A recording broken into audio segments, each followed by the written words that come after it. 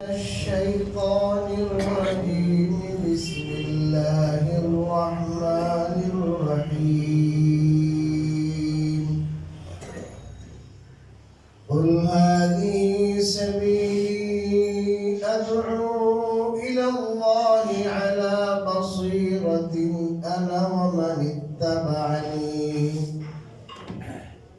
وقال النبي عليه الصلاة والسلام من سن سنة حسنة فله أجرها وأجر من عمل بها من غير أن ينقص من وجودهم شيئا. الحديث. সম্মানিত মুসল্লিয়ানে কেরাম, প্রথমেই আল্লাহ তাআলার দরবারে শুকরিয়া জ্ঞাপন করি যে তিনি আমাদেরকে সুস্থ রেখেছেন, তার ঘরে আসার মতো সুযোগ আমাদেরকে দিয়েছেন। আলহামদুলিল্লাহ। আমি পিছনে যে আলোচনা করে আসছি, ধারাবাহিক আলোচনার অংশ হিসেবে আজও আলোচনা করার কথা ছিল, কিন্তু সম্প্রতি কিছু ঘটনা ঘটেছে যার কারণে আমাদের অনেকের মনে বিভিন্ন প্রশ্ন, বিশেষ করে আপনারা যারা সচেতন আপনারা জানেন বর্তমান বিশ্বে যেমন ফিলিস্তিনে, লেবাননে, সিরিয়ায় ইহুদি খ্রিস্টানরা হামলা চালায়, অস্ত্র হামলা, বোমা হামলা চালায়, ট্যাঙ্ক দিয়ে হামলা চালায়, সন্ত্রাসী হামলা। এটার একটা আপডেট রূপ হলো মিডিয়া সন্ত্রাস, তথ্য সন্ত্রাস। সারা দুনিয়ায় এই ইহুদি খ্রিস্টানদের চেলা সবগুলো মিডিয়ার উপর ভর করে মুসলমানদের চিন্তা চেতনাকে, ইসলামিক ধ্যান ধারণাকে, ইসলাম এবং মুসলমান এবং ইসলামের সাথে যারা জড়িত, ইসলামের ধারক বাহক, তাদের ব্যাপারে খারাপ মেসেজ দেওয়ার জন্য যার পরনাই তারা চেষ্টা করে। এই জন্য আমরা যারা ধর্মপ্রাণ মুসলমান, আমাদেরকে এই ব্যাপারে সজাগ সচেতন থাকতে হবে। এই জন্য আপনাদের সামনে আজকে অল্প সময়ের মধ্যে কিছু তথ্যবহুল আলোচনা করার চেষ্টা করব।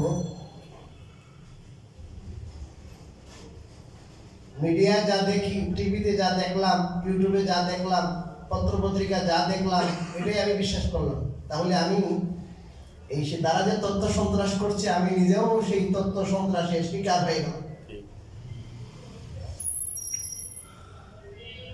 দাওয়াত তাবলীগ নিয়ে আমাদের দেশে যে একটা বিভক্তি আপনারা জানেন কয়েক বছর যাবত শুরু হয়েছে। এই বিভক্তি এখন হত্যা পর্যন্ত, মার্ডার পর্যন্ত পৌঁছেছে। এই কারণে অনেকেই বলেন যে এই দাওয়াত তাবলীগের দরকারই নেই, ক্লোজ করে দেয়া হোক, বন্ধ করে দেয়া হোক, ইজতেমা বন্ধ, কাস্ত বন্ধ, তাবলীগ বন্ধ।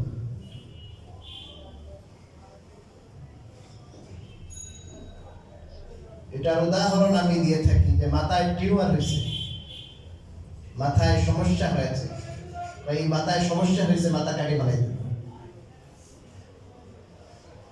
আপনি যেই দল করেন না কেন,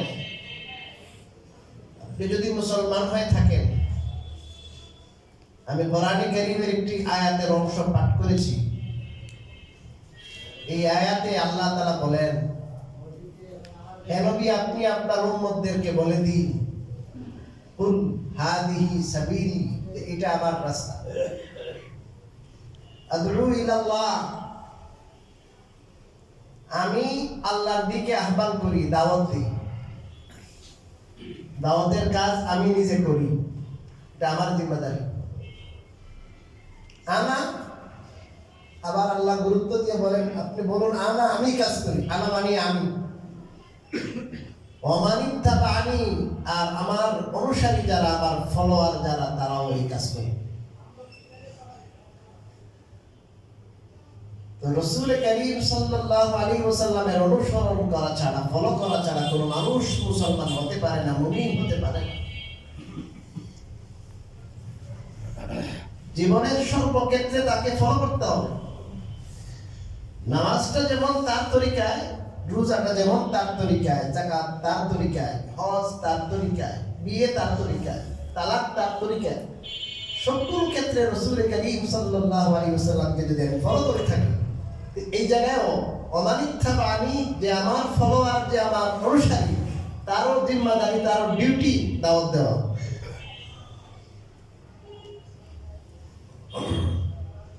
তো মানুষকে আহ্বান করা হকের প্রতি, ইমানের দিকে, আল্লাহর দিকে, রসুলের দিকে, আখিরাতের দিকে, নামাজের দিকে, এক আল্লাহর তাওহীদের দিকে। এটা ভালো কাজ। ভালো কাজ না খারাপ কাজ? ভালো কাজ। এবং আপনাদের যারা মতে, আপনারা যারা অনেকেই এখানে দাড়ি পাকা মুরব্বী আছে, যে কত মানুষ জীবনে নামাজ পড়ে নাই, সুদ খেত, ঘুষ খেত, মানুষ মারত, কত মানুষ খুনি। এই মেহনতের দ্বারা এদের মুখে দাঁড়িয়ে এসেছে, এদের কপালে নামাজ পড়তে পড়তে কালো দাগ হয়েছে, এদের ছেলে মেয়েদেরকে আলেম আলেমা বানাইছে। আছে না নাই? মেলা মানুষ এই রাস্তায় হেদায়েত পাইছে কিনা বলে? পাইছে।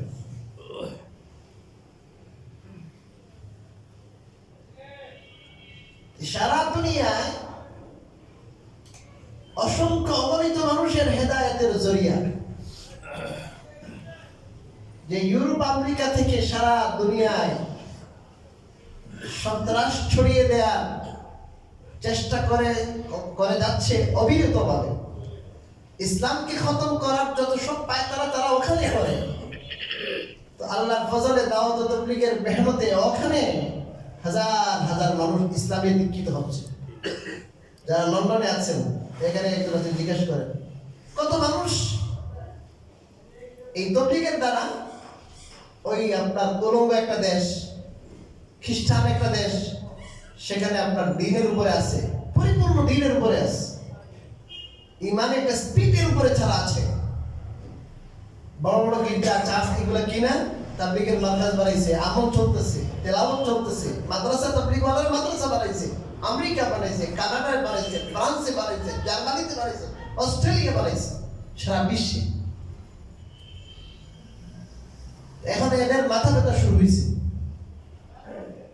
এবং দেশে যেখানে আপনার ইউনিভার্সিটি, এই খ্রিস্টানরা, ব্রিটিশরা যখন আমাদের দেশ থেকে লেজ গুটিয়ে পালিয়ে যায়, তখন বলেছিল আমরা ঠিক চলে যাচ্ছি, আন্দোলনের মুখে চলে যাচ্ছি, কিন্তু এমন একটি শিক্ষা ব্যবস্থা রেখে গেলাম, যেই শিক্ষা ব্যবস্থায় যারা শিক্ষিত হবে, এরা রূপে রঙে এই দেশীয় হলেও তারা আদর্শে, আদতে, খাসলতে, অভ্যাসে, চরিত্রে তারা হবে আমাদের।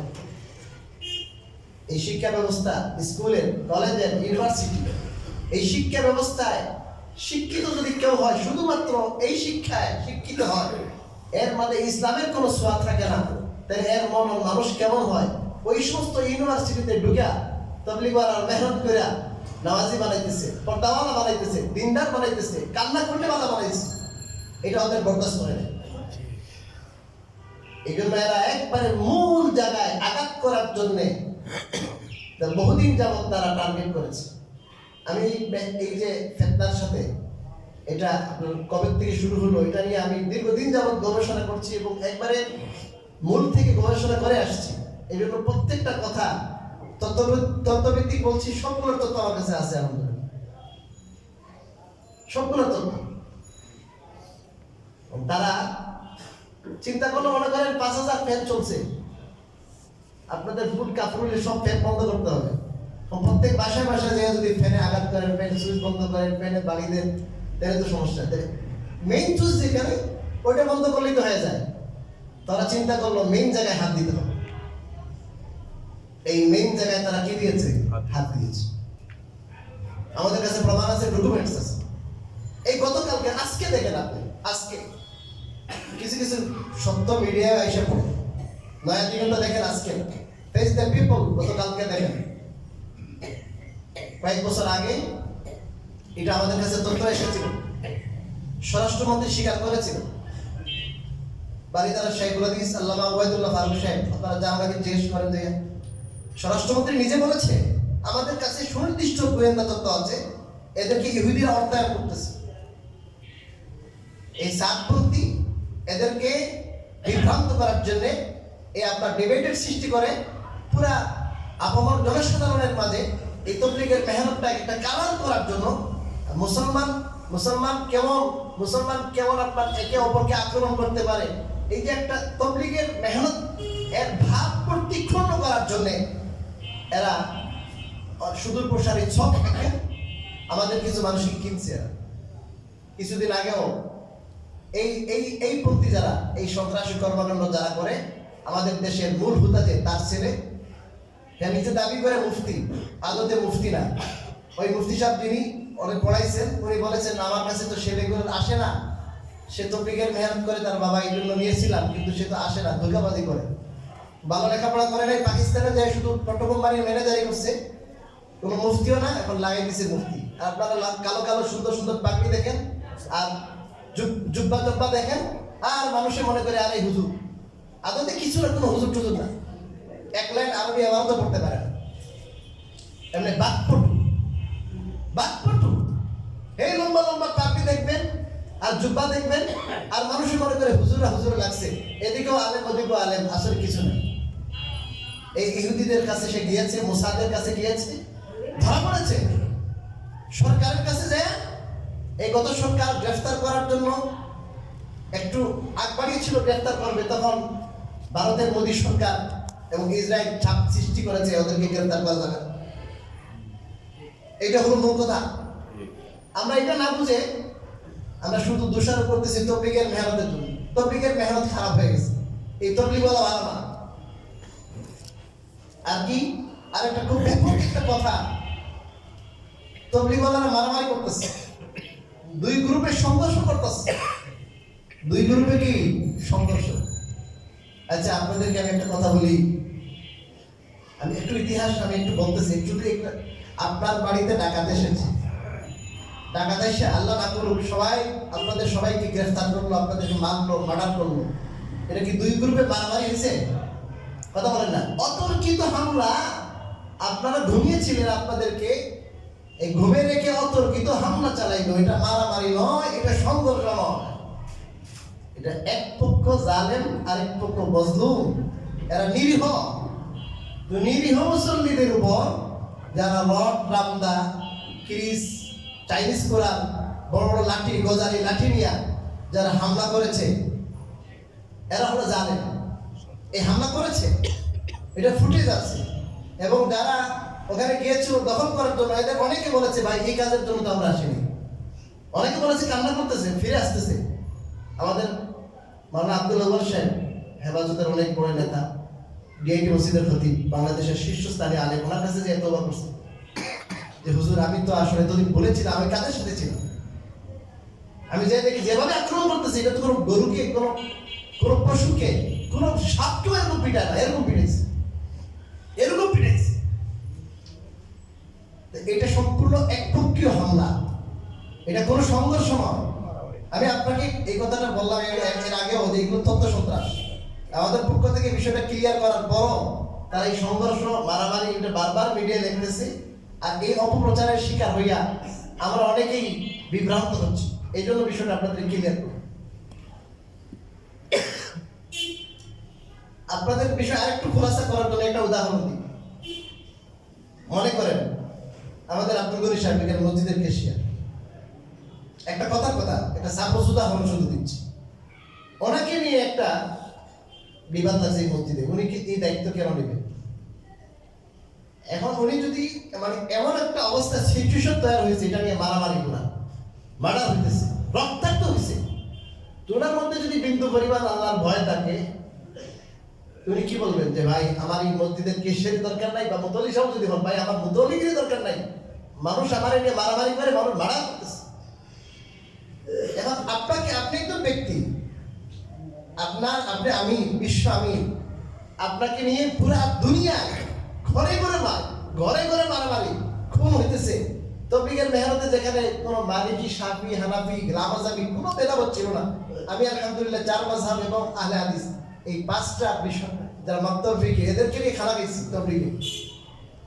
এসব ভেদাভেদ বলে তাওহীদে বিশ্বাসী যারা সবাই এক মেহনত করলেন, এখন দুই ভাই একে অপরের মুখ দেখতে পারে। এই যে একটা ফেতনা লাগাইলো, এতগুলো মানুষ খুন হইলো, এত রক্তাক্ত হইলো।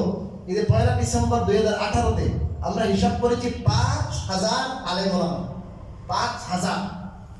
এদের ম্যাক্সিমাম এদের মাথায় আঘাত করেছে এবং এদের অনেকে জীবনের জন্য পক্ষ হয়ে গেছে। এদেরকে বলা হয়েছে যে এই আলেমগুলোকে খতম করে দিতে হবে, এগুলো মাথায় রাখতে হবে, প্রশিক্ষণ দেওয়া হয়েছে, বেজ লাগানো হয়েছে, বেজ, যাতে করে এদেরকে যখন সংঘর্ষ শুরু হবে তখন তো দৌড়াবে, তখন নিজের সাথে যেন বোঝা যায় যে কাকে মারতে হবে। এরকম প্রশিক্ষণ দিয়ে এই সন্ত্রাসীরা এদেরকে মাঠে নামাইছে। আলহামদুলিল্লাহ, আপনার ওলামা কেরামের শুকরিয়া আদায় করবেন। ওলামা কেরামের সাথে এই দেশের কোটি কোটি জনতা আছে। আপনারা দেখেছেন শাপলা চত্বরে প্রায় 50 লক্ষ মানুষ হয়েছিল ওলামা কেরামের ডাকে, হয়েছে এগুলো ওলামা কেরাম ডাক দিলে একটা নাস্তাও হতো না, সব শেষ হয়ে যেত। ওলামা কেরাম বলেছেন যে দাওয়াতের ইতিহাস সবরের ইতিহাস, দাওয়াতের ইতিহাস মাইক খাওয়ার ইতিহাস, মাইক দেওয়ার ইতিহাস নয়। মাইক দেওয়ার ইতিহাস, রাসূল কারীম সাল্লাল্লাহু আলাইহি ওয়াসাল্লাম তো দাওয়াতের মূল জিম্মাদার, ঠিক না? ওনার থেকে আমরা দাওয়াতটা পেয়েছি, জিম্মাদারি পেয়েছি। আমাদের সাহাবায়ে কেরাম এই জিম্মাদারি প্রথমে আপনারা পালন করেছেন, বিশ্বের বহু জায়গায় গিয়েছেন, অনেক তারা নির্যাতনের শিকার হয়েছেন, মার্ডারের শিকার হয়েছেন। কোনো সময় তারা কি করেন নাই? সাহাবায়ে কেরাম দাওয়াতের ক্ষেত্রে যাইয়া সাহাবায়ে কেরাম মানুষকে মারেন না। আপনার তায়েফের ঘটনাটা দেখেন, তায়েফের ঘটনা, রাসূল ইসলাম মাইক খাওয়ার ঘটনা, মাইক খাওয়ার ঘটনা। আপনারা ইতিপূর্বে কয়েকদিন আগে আমাদের যারা নেতা আছেন বড়, ওনারা স্পষ্ট বলেছেন যে মাওলানা মুফতি আমানুল সাহেব বলেছেন, মাওলানা মামুনুল সাহেব বলছেন যে ভাই আমরা স্পষ্ট বলছি আপনাদেরকে মাইক দিব এমন না, আপনারা আসিয়েন না এখানে। সরকারি সিদ্ধান্ত, আমরা ইজতেমাটা আগে করিনি, তারপরে সরকারের কাছে মাঠ বুঝাই দিব, এটা সরকারি সিদ্ধান্ত, সময়টা বলছেন সব, এটা ওদেরকে নিয়ে সিদ্ধান্ত হয়েছে। তো ওরা এই সিদ্ধান্তকে উপেক্ষা করে জোর করে এখানে ঢুকবে, মানে একটা ফেতনা করবে। তখন আমাদের ওলামা কেরাম কি বললেন? আপনারা যদি আসেন আপনাদেরকে মাইক দেওয়া হবে বলেন নাই। ওদের রেকর্ড আমাদের কাছে আছে, আপনারা যদি আসেন কি শাপলা চত্বর দেখছেন, আরো বড় শাপলা চত্বর করবো। 2018 সালে এটা বলেছিল এদের মূল হুদা, আরো বড় শাপলা চত্বর করবো যদি আসেন আপনারা। আর আমাদের ওলামা কেরাম আগের থেকে বলতেছেন আপনাদেরকে মারবো না আমরা। এটা মাইক দাওয়াতের মধ্যে কোনো মাইক খাওয়া আছে, মাইক দেওয়া নাই। কি নাই ভাই বলেন? মাইক দেওয়া নাই। এই যে আপনারা 4 জন, এরপরে আর প্রায় 2-3 জন, প্রায় 7 জন শহীদ হয়ে গেছে এই পর্যন্ত। বাংলাদেশের কোথাও শুনছেননি কোনো আলেম ওলামারা যারা শুরাই না যান ওনারা ওই এতাতি ভাইদেরকে মেরে ফেলছেন? শুনছি কোথাও? বলেন, কোথাও কোনো মানে নাই। কারণ এনারা হকের উপরে আছে। ওনারা জানে ভাই দাওয়াত তো আমরা দিচ্ছি আল্লাহর জন্য, আল্লাহর সন্তুষ্টির জন্য, মানুষকে মারার জন্য না তো, মানুষকে আল্লাহর মাইক থেকে বাঁচানোর জন্য, জাহান্নাম থেকে বাঁচানোর জন্য মানুষকে আমরা কি করতেছি? দাওয়াত দিতেছি। আমরা তো মারার জন্য না। মারে তো ইহুদিরা মারে, মুসলমান কি মুসলমানকে মারে? এই জন্য ওলামায়ে কেরাম 2018 সালে এত 5,000 ওলামায়ে কেরাম ছাত্ররা, আমি নিজের চোখে দেখেছি, আমার চোখের পানি ধরে রাখতে পারি নাই, এমন ভাবে আক্রমণ করেছে। আমি নিজে দেখেছি এদেরকে, দীর্ঘদিন পর্যন্ত তারা বেঁধে ছিলেন, এমন ভাবে আক্রমণ করছে। এদেরকে এরকম আক্রমণ করার পরও আমরা প্রতিশোধ নিই নাই। এবারও আক্রমণ করেছে, আমরা প্রতিশোধ নিই নাই। বিভিন্ন মিথ্যাচার করছে, এরকম হয়েছে, আমাদের গায়ে পড়ে হামলা করছে, এগুলো সব মিথ্যা কথা। তো মূল বিষয়টা হলো এই তাবলীগের কাজটাকে সারা দুনিয়াবাসীর সামনে একটা বাজে কাজ হিসাবে উপস্থাপন করার জন্য, এবং এই কাজের মাধ্যমে যে বহু মানুষ হেদায়েতে আসতেছে, ওই জিনিসটা এদের ভালো লাগতেছে না। এই জন্য কৌশলে এটাকে তারা বন্ধ করার জন্য এটা পায়তারা করতেছে। এবং আজকে আপনার মায়াতে কিন্তু এটা খবর বেরিয়ে আসছে, আপনারা দেখবেন। এইটা হলো মূল কথা। আর না হলে এদের যে মূল হুদা মাওলানা সাদ সাহেব, উনি যে ধরনের বিভ্রান্তিকর এত বড় কথা বলেছেন নবীদের ব্যাপারে, এত কিছু বলার পরও ওনাকে বারবার ওনাকে সতর্ক করা হয়েছে। ওনাকে যারা পড়াইছেন, হযরত মাওলানা ইব্রাহিম দেওয়ালা সাহেব ওনাকে পড়াইছে। আর হযরত ওই মাদ্রাসার শাইখুল হাদিস ছিলেন হযরত মাওলানা ইয়াকুব সাহেব, উনি মাওলানা সাদ সাহেবের বাবার উস্তাদ মাওলানা হারুন সাহেব। এদের হাতে পায়ে ধরে বলছেন যে বাবারা, দাওয়াতের কাজ করতে করতে দাড়ি পাকাই বানাইছি, সব কাছাকাছি বয়স, তুমি কি শুরু করছো এগুলো? এগুলো বললে কোনো তোয়াক্কা করে নাই। দীর্ঘ 10 বছর 15 বছর 20 বছর পর্যন্ত বুঝাইতে আমাদের বড় বড় মুরব্বী যারা আছেন সবাই যখন একবার ব্যর্থ হয়ে গেছে, আর দেখুন নিজামুদ্দিনের তবলিগের যে মূল যে সিস্টেম ছিল, যে নিয়ম ছিল বড়দের বাতলানো, এই নিয়ম থেকে উনি বেরিয়ে গেছেন এবং কোরআন হাদিসের অপব্যাখ্যা করেন, সাহাবায়ে কেরামের সিরত থেকে বিভিন্ন ধরনের আপনার অপব্যাখ্যামূলক কথাবার্তা বলেন, ওনাকে ইসলাম হওয়ার জন্য বললে উনি আরো রাগ করেন এগুলো। এবং শেষমেশ এমন অবস্থা হয়েছে, টঙ্গীর ময়দান যেমন রক্তাক্ত হয়েছে, নিজামুদ্দিনের মার্কাজে রোজা অবস্থায় ওনার লোকের ওরকম আমাদের বড়দেরকে মাইরা রক্তাক্ত হয়েছে। এবং দেবন্দের যিনি মাওলানা আহসান মাদারি সাহেব শেষ 10 দিন ওনার মুরিদদেরকে নিয়ে এতেকাফ করতেছিলেন, শেষ দশকের এতেকাফ ভঙ্গ করে ওনার কাছে গেছেন যে মাওলানা আপনি কি শুরু করলেন, আপনি যখন বাচ্চা ওনাদের তুলনায়, এখন আপনারা ওই বড়দেরকে আপনি আপনার হুজুর, আপনার উস্তাদ, আপনার বাবার উস্তাদ, এরা সারা জীবন একটা পয়সাও নেয় নাই, জীবন উৎসর্গ করলো দাওয়াতের জন্য, আর আপনি কি করতেছেন, এদেরকে বাইর করে দিচ্ছেন, ওনারা জানের প্রাণে এখান থেকে বের হয়ে চলে গেছে।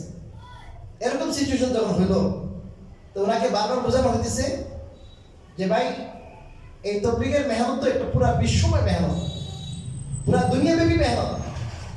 আপনি যেটা আপনার মত এটাকে যদি চাপাই দিতে চান, হ্যাঁ, তাহলে তো তবলিগের মেহনতটা লাইনের উপর থাকবে না। এই জন্য আমাদের বড়রা হযরত মাওলানা এনাম হাসান রহমতুল্লাহ আলাইহি 1995 ওনার ইন্তেকাল হয়। আখিরি আমির যিনি ছিলেন সর্বশেষ, উনি দেখলেন যে সামনে বিভক্তির সমূহ সম্ভাবনা আছে, পুরা দুনিয়ায় একই তরিকায় একই নিয়মে কাজটা যেন সুচারুরূপে চলে, এই জন্য 10 জনকে একটা শুরা বানাই দিয়েছে। যেমন আপনার মসজিদের কমিটি হয় না ভাই, এরকম একটা কমিটি বানাই দিয়েছে যে ভাই আপনারা এই 10 জনে মিলে পরামর্শ করে কি করবেন, কাজ করবেন। এখন উনি করছেন কি, একজন মারা যায়, আরেকজন মারা যায়, যখন প্রভাবশালী কয়েকজন মারা গেছে তখন উনি সব ক্যাপচার করে বানাইছে, এখন বাকি সবগুলোরে নাজেহাল করে রাখে, উনি যেটা বলে ওইটাই হবে। এরকম করতে করতে যখন একজন মারা যান তখন সবাই বলেন যে ভাই একজন যখন মারা গেছেন আরেকজন সাথী আনেন, এখানে ওনার স্থলে আরেকজন আনেন, কমিটিতে যোগ করেন, বা না ডন্ট এলাও, কাউকে যোগ করা যাবে না। এরকম করতে করতে যখন সর্বশেষ যিনি দোয়া করতেন অনেক সুন্দর করে, উনি যখন মারা গেলেন, এনামুল হাসান সাহেব ছেড়েছিলেন, উনি মারা যাওয়ার পরে একজন ছিলেন পাকিস্তানের যিনি ইলিয়াস রহমতুল্লাহর সাথে কাজ করছেন হাজী আব্দুল ওয়াহাব সাহেব, ওনার কাছে বলা হলো হযরত নিজামুদ্দিনের এই অবস্থা, উনি কারো কোনো কথা তোয়াক্কা করে না, উনি ওনার মনে যা চায় ওইটাই করে, আমাদের বড়দের কোনো নিয়ম উসুল কিচ্ছু করতেছে না, আর ডেইলি কোরআন হাদিসের অবব্যাখ্যা করতেছে, আমরা কি করতে পারি। উনি বললেন যে বাবা রে, আমাদের মূল যিনি জিম্মাদার ছিলেন উনি তো বলছেন 10 জন এটা শুরা হবে, কাজ যারা বুঝে, এখন সমস্যা তো হয়েছে সে একরায়ত্ব পেয়ে গেছে, এখন এই 10 জনের শুরা যে বিষয়টা ওটাকে বুঝদার সাথে সমুজদার সাথে যে মুখলেস নিজের নাম চায় না, এদের দ্বারা এই শুরা পুরা করা হোক, পথটা পুরা করা হোক, এই মশওয়ারা ভিত্তিক কাজ চলুক, এবং 10 জনের নাম সমস্ত সাথী বাংলাদেশ, ভারত, পাকিস্তান, বিশ্বের সমস্ত সাথীদের থেকে নাম নিয়ে পরামর্শ করে 10 জনের নাম তাই করা হয়েছে। সবাই দস্তখত করলো, এক মালা সামসাম করে আমি দস্তখত করবো না। উনি বলেন मैं खुदा की कसम मैं तुम सब का अमीर हूं। উনি বলে আমি আল্লাহর শপথ করে বলতেছি আমি সবাই তোমাদের সবার আমির। এখন তখন জিজ্ঞেস করা হলো যে আমির বলার মাধ্যম হলো যে মানুষের আমির বানাইতে হবে, মানুষই কি বানাইতে হবে, বলেন ভাই আমির একজনকে বানাইতে হবে, যেমন মোতামিম, কোনো মাঝে মোতামিম একটা হয়ে যায়, মোতামিম বানানো লাগে, তা আপনারা আমির কে বানাইছে? এই বাংলাদেশের সবচেয়ে বড় যিনি আমাদের ওলামাদের মধ্যে হযরত মাওলানা আব্দুল মালিক সাহেব, উনি কথা বলেছিলেন মোহাম্মদপুরে যে ওনার ইমারতের দাবি করাটা শরীয়তের দৃষ্টিতে ইসলামের ফিকহের দৃষ্টিতে সম্পূর্ণ ভুল। উনি বললেন যে আল্লাহর কসম আমি আমির, বলে আপনাকে তো কেউ আমির বানায় নাই, আপনাকে 10 জন শুরা বানাই দেওয়া হলো, এখন মরতে আপনি আছেন, হাজী সাহেব আছেন, এখন আপনি আছেন 10 জনের একজন, একটা বিষয় শেয়ার যদি 10 জন থাকে, এখন 8 জন যদি মারা যায় তাহলে ওই 2 জন কি পুরো কোম্পানির কি হয়ে যাবে, মালিক হয়ে যাবে? দেখুন কথা এটা। উনি বলেন না, আমি তোমাদের আমির, আমাকে না মানলে তুমি সব যাও জাহান্নামে, সবাই জাহান্নামে যায়। সমস্যা হলো এতগুলো কাজ, বিশ্বব্যাপী একটা কাজ, যে কাজটা একবার ফিজিয়াল পর্যন্ত সারা দুনিয়ায় এই কাজটা, এত বড় কাজটাকে হেফাজত করার জন্য, এবং বিভিন্ন ওই যে খুনি আর বিভিন্ন শত্রুদের আক্রমণ, বিভিন্ন ইহুদিদের একটু আগে বলা না ষড়যন্ত্র, এবং এত বড় একটা কাজকে একজনের হাওয়া করে দেওয়া, যে ভাই তুমি কাজ চালাইবা, এটা কিন্তু অনেক বড় খতরা, অনেক বড় ভয়, অনেক বড় আশঙ্কা। এই জন্য এই আশঙ্কা দেখছিলেন, এই জন্য হযরত মাওলানা এনামুল হাসান সাহেব আখিরে আমির 95 সালে উনি বললেন যে না, তোমরা 10 জন মিলে কাজ চালাও, তাহলে একজন দুইজন হয়তো শিকার হয়ে যাবে ইহুদিদের, সবাই তো একসাথে শিকার হবে না। তিনি উনি বললেন না, আমি হব। এটা হলো মূল ফ্যাক্ট। এখন এইখানে আপনাদের বোঝার বিষয় হলো, ওনাকে নিয়ে যখন ফ্যাক্ট হলো 95 থেকে 2017 পর্যন্ত, এই প্রায় 22 বছর পর্যন্ত একক আমির ছাড়া তবলিগের কাজ কি ভালো চলছে না বলেন? চলছে। তো কোনো সমস্যা হচ্ছে? সমস্যা হয় না। এখন এইভাবে মাশওয়ারার সাপেক্ষে যদি চলতো তাহলে তো কোনো মারামারি ছিল না। তুমি দেখতেছেন শুধু আমাকে ভিত্তি করে, আমাকে কেন্দ্র করে পুরো দুনিয়া বাক হয়ে গেছে, ঠিক না? এবং শত্রুরা হাসতেছে। উনি যদি তাবলীগের খায়রকা হইতেন তাহলে উনি বলতেন ভাই আমার কি দরকার নাই, পদের দরকার নাই, আমার আমিরত্ব দরকার নাই, ভাই কাজের দরকার, ঠিক না? কি দরকার? কাজের দরকার। এই কমন কথাটা কি যে বুঝে না, আসলে সে কি তবলিগ করবে? উনি ইয়ার শিকার হয়েছেন। ওনাকে বুঝাইতে ওনার ব্যাপারটা আমি একটু বলি খুলে। উনি যখন আমাদের দেশে 2013 সালে বয়ান করলেন, 2013 তখন কিন্তু এই ফেতনা শুরু হয়নি, তখন কিন্তু শুরাই নাজাব চলতেছিল। আমি তখন নবীন আলেম মাত্র, ঢাকায় আসছি আমি প্রথম বছর পড়ানোর জন্য। এর আগে আমি ঢাকার বাইরে পড়াইতাম। এখন আমি ওনার কিছু বয়ান শোনার পরে আমার রক্ত গরম হয়ে গেছে। এবার ওনার সামনে বসে বয়ান করতেছে, বললাম একবার একটা বয়ান মানে শনিবারে এই বয়ানটা উনি করতেছিলেন, আমি বসা একবার সামনে, আর সমস্ত ওলামা একরাম থ হয়ে গেছে। উনি সম্মানী মানুষ, ওই খানদানের মানুষ, কেউ কিছু বলতেছে না। কারণ আমি কই একটার পর একটা কোরআন হাদিসের এত অপব্যাখ্যা করতেছে, কেউ কথা বলে না কেন? পরে আমি আসলাম মাদ্রাসায়, এসে আর কারোর সাথে কোনো কথা বললাম না। এখন কারণ সবাই তো তবলিগ পছন্দ করে না, কারণ আমি যদি বলি তাহলে অনেকে হয়তো দূর তবলিগের এরকম অপব্যাখ্যা করে, আর তবলিগ করতাম না। আসছি মাদ্রাসায় রবিবারে দোয়া করে, তারপরে বৃহস্পতিবার থেকে আবার দ্বিতীয় ধাপে ইস্তেমা। ওনাকে আমি একটা লম্বা চিঠি লিখলাম।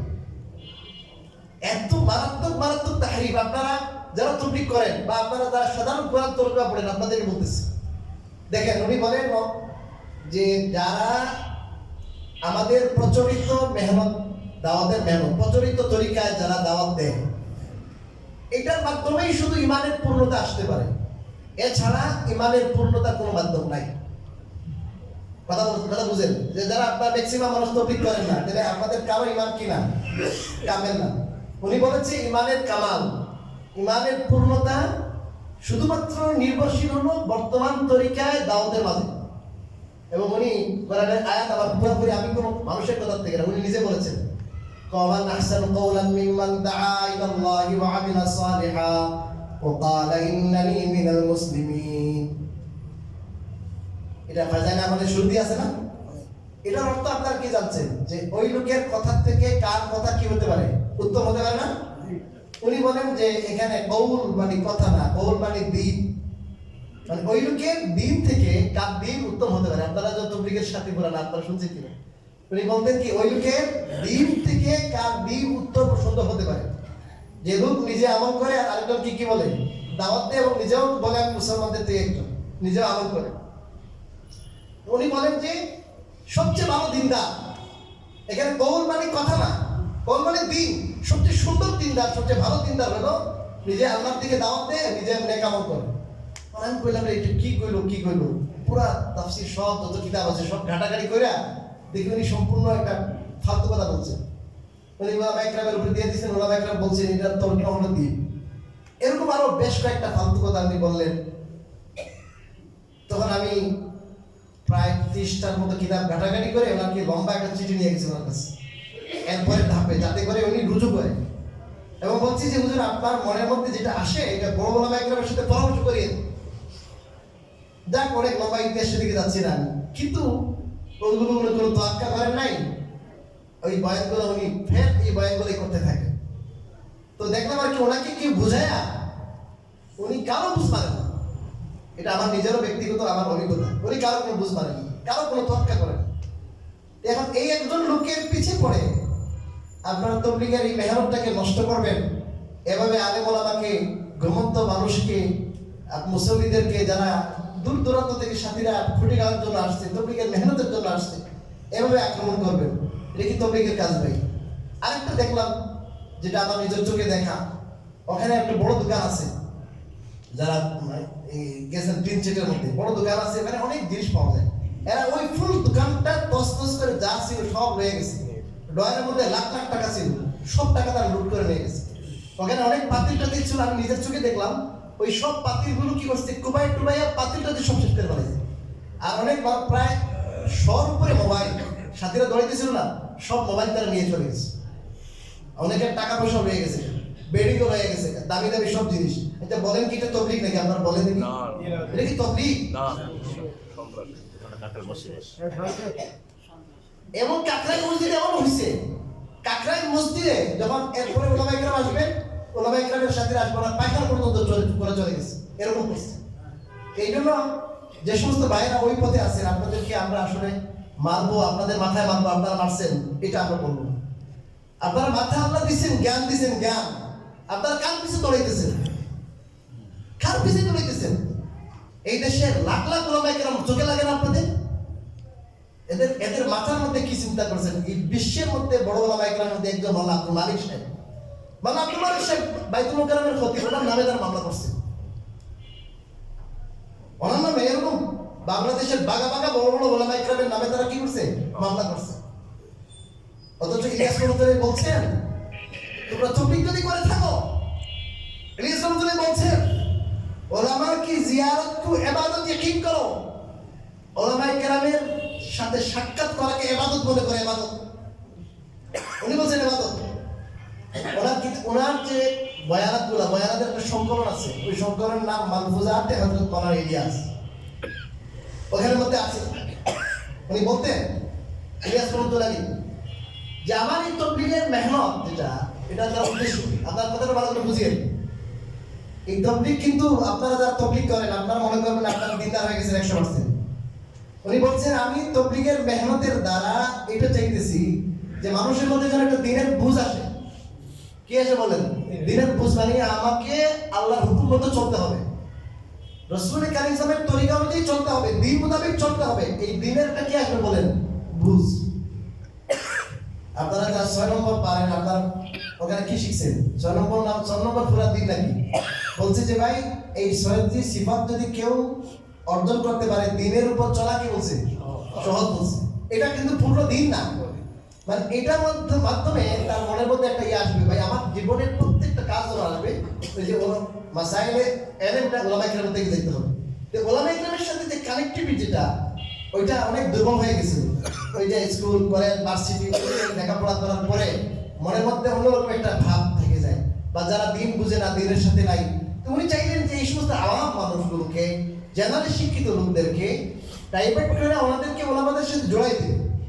এমন একটা উনি মন্ত্র ঢুকাই দিয়েছেন যে ভাই তুমি হল, তুমি আপনার কৃষক, তুমি হল আপনার কলেজ ভার্সিটির শিক্ষক আর শিক্ষার্থী, তোমাকে সবচেয়ে বড় জিনিস যেটা শিখতে হবে সেটা হলো আল্লাহ রসুলের তরিকা শিখতে হবে। তোমাকে সবচেয়ে বড় জিনিস যেটা কবরে নিয়ে যায় সেটা হলো দিন। দিন অনুযায়ী চলতে গেলে দিন তো অনেক বড় একটা জিনিস, অনেক বড় জিনিস।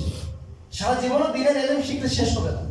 এই জন্য আল্লাহ তাআলা যাদের বুকের ভিতরে, যাদের সিনার ভিতরে এই পুরা এলমে দিন দান করছেন, এনারা যখন আপনার দিনের বুঝ পাবে, ওনাদের মাইন্ডের মধ্যে যখন দিন আসবে, তখন প্রত্যেক পদে পদে ধাপে ধাপে কাকে জিজ্ঞাসা করে চলবে? কথা বলে না, আলেমকে।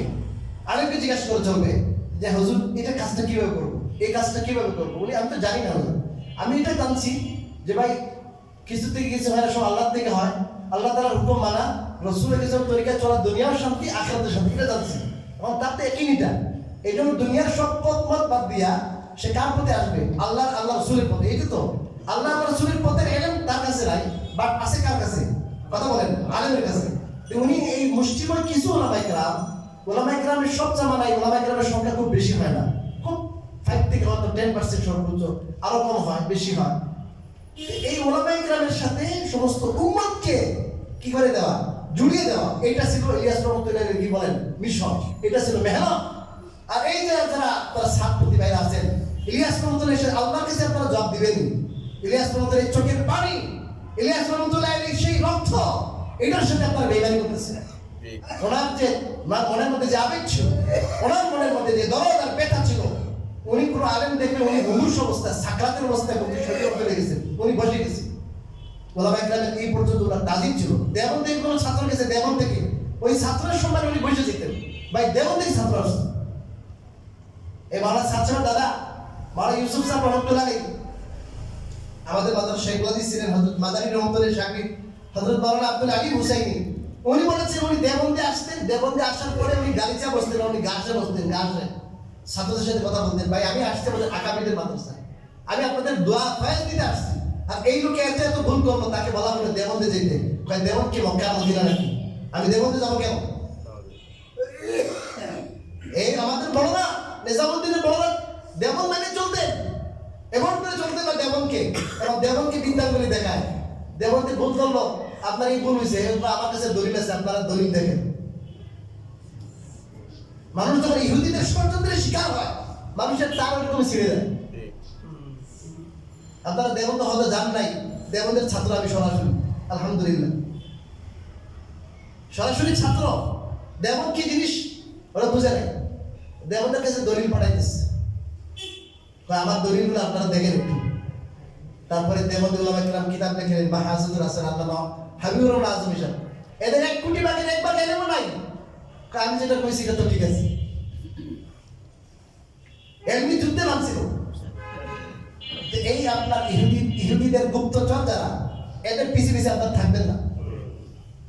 এখানে ফেরেশতারা আসছে, ফেরেশতাদেরকে সাক্ষী রেখে বলতেছে এরা ইহুদিদের গুপ্তচর। এটা সবচেয়ে বড় দলিল হলো, এত বাড়াবাড়ির পর আমিরত্ব বাদ দেবে না, এত খোলাখুলির পর আমিরত্ব বাদে না, এত কিছুর পর এখানে সমন্বয়করা বললো, হাসান আব্দুল্লাহ সার্জিসের কথা আপনারা শুনেছেন না, যে আমরা যাইতেছি কাকরাইলে কথা, আমরা ওনাদের সাথে কথা বলি, এর আগে আপনারা যাইেন না। এর ফাঁক দিয়া তারা মানুষের রক্ত পিপাসা কত বেশি তাদের, যে এর আগে ফয়সালা হওয়ার আগে তারা মানুষ মার্ডার করতে হবে। ওদের সব ফোন দিতেছেন, একটা ফোনও ধরে না। আমাকে কাকরাইলে একজন বড় আলেম আমাকে বলেছেন, মসজিদে বসে বলেছেন যে বাবা না, এদের বড় লিডার ইমানের বিষয়ে, ওলামা ইকরামের বিষয়ে এমন এমন কথা বলে, ওলামা ইকরাম যখন আসেন এই কথা পরে তো মানুষ ইমানদার থাকতে পারে না, এরকম কথা বলে। আপনার দাড়ি দেখে ফরহাদ বাজারে দাঁড়িয়ে আছে, দাড়ি দেখে পাপড়ি দেখে মানুষকে মূল্যায়ন করবেন না। মনমোহন সিং এর দাড়ি আছে না, দাড়ি পাপড়িও আছে, না দাড়ি পাপড়ি দেখে আপনারা কাউকে মূল্যায়ন করবেন না। আপনারা মূল্যায়ন যদি করতে হয়, আপনারা দেখবেন তার ইমান আছে কিনা, নিঃস্বার্থ কিনা, মুখলিস কিনা, এবং দেশের সংখ্যাগরিষ্ঠ ওলামা ইকরাম, হক্কানি ওলামা ইকরাম কি বলে। রাসূলের কাছে বলে গেছেন, আল বারাকাতু মা আকাবিরকুম, তোমাদের বড় ওলামা ইকরাম যারা বড়রা, বড়দের সাথে চলার মধ্যে বরকত। আরেকটা কথা আপনাদেরকে বলি, কমন সেন্সের কথা বলছি, আমি কোন এতাতি ভাইদের সাথে সংঘর্ষ চাই না, আমি বলি আপনার হেদায়েতে আসে। আচ্ছা, একটা লোক ভারতে আছে, সে কি বললো আর না বললো এটা কি আসে যায় ভাই? আপনি 6 নম্বর জানেন না, কি কথা বলেন না? 6 নম্বরের মধ্যে যে কথাগুলো আছে, এই কথাগুলো দাওয়াত দিতে কোনো অসুবিধা আছে? আমরা কেউ না করছি তো, ওনাকে একটু বিতর্কিত মানুষ, ওনাকে বাদ দিলে কি হয়ে যায় বলেন? সমস্যার সমাধান হয়ে যায় না? ইনাকে বাদ দেওয়া যাবে না, ওনাকে আনতে হবে দেশে। ইসলামের মধ্যে এমন কিছু আছে কিনা যে ওনাকে না মানলে ইমান হবে না? এরকম কিছু আছে? ওনাকে জোর করে আনতে হবে, ওনার এতাআত করতে হবে। এদের একজন মৌলবী, সে বই লিখেছে আল ইমারাতু হিয়া সুন্নাহ। উনি বলেছেন যে মাওলানা সাদ সাহেবকে যে আমির মানে না, এরা ওয়াজিবুল কতল, এদেরকে কতল করা ওয়াজিব। এবং বলেছে এদেরকে কতল করতে হলে ইসলামী হুকুমতের দরকার নাই। অথচ এই ফতোয়া তো তাদের, এটা এই জন্য তো তারা মানুষকে এরকম কি করতে পারে, কথা বলে না কেন, খুন করতে পারে। আমি আপনাদের একজন সাধারণ প্রতিনিধি হিসাবে সবার কাছে উদাত্ত আহ্বান জানাবো, দাওয়াত তাবলীগের কাজের ব্যাপারে আপনাদের মনে যেন কোনো সংশয় না থাকে। দাওয়াত তাবলীগের কাজ ডিরেক্ট আল্লাহওয়ালা কাজ, নবীওয়ালা কাজ। কিসের কাজ বলেন? নবীওয়ালা কাজ।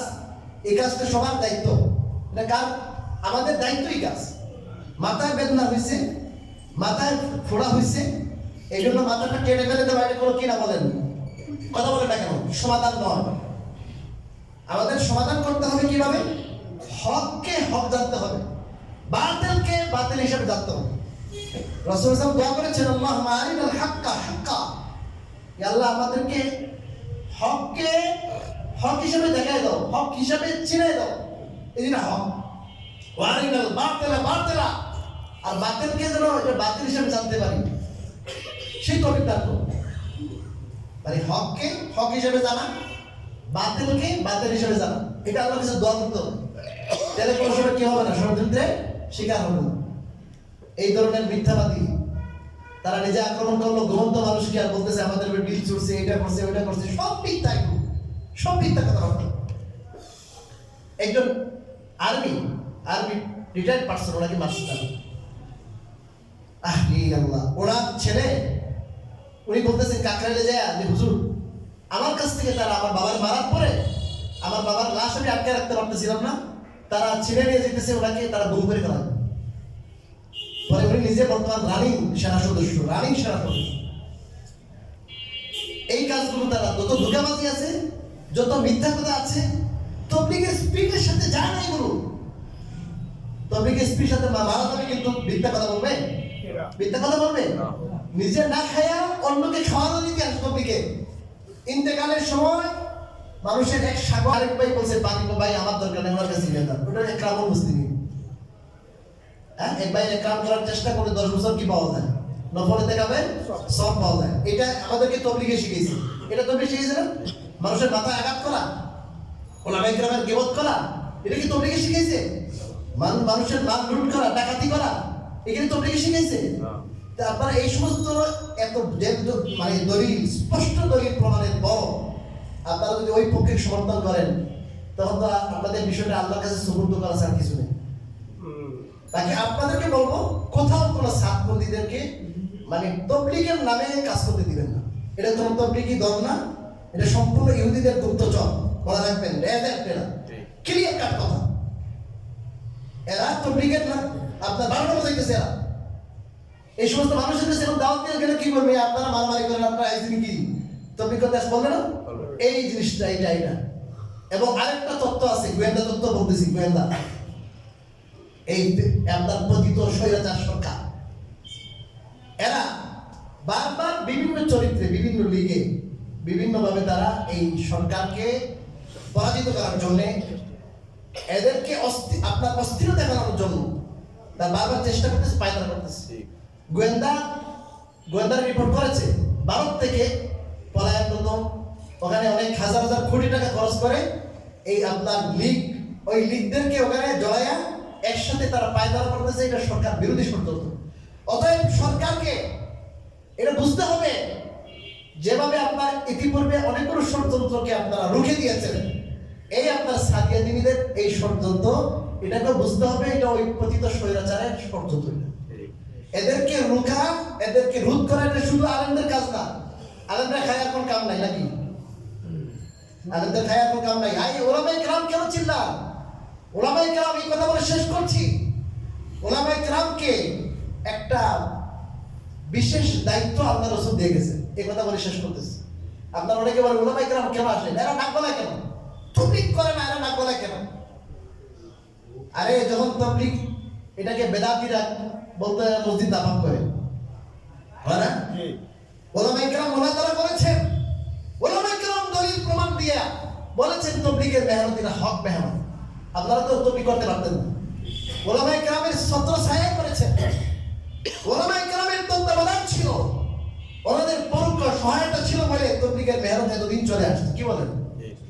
তো ওলামায়ে কেরামের একটা বিশেষ দায়িত্ব আল্লাহ রাসূল দিয়ে গেছেন, যে বাতিলরা যখন দিনের মধ্যে মর্ম চুরি করবে, বিভিন্ন কথা ঢুকাই দিবে যেটা দিনের মাঝে নাই, দিনের বিকৃতি সাধন করবে।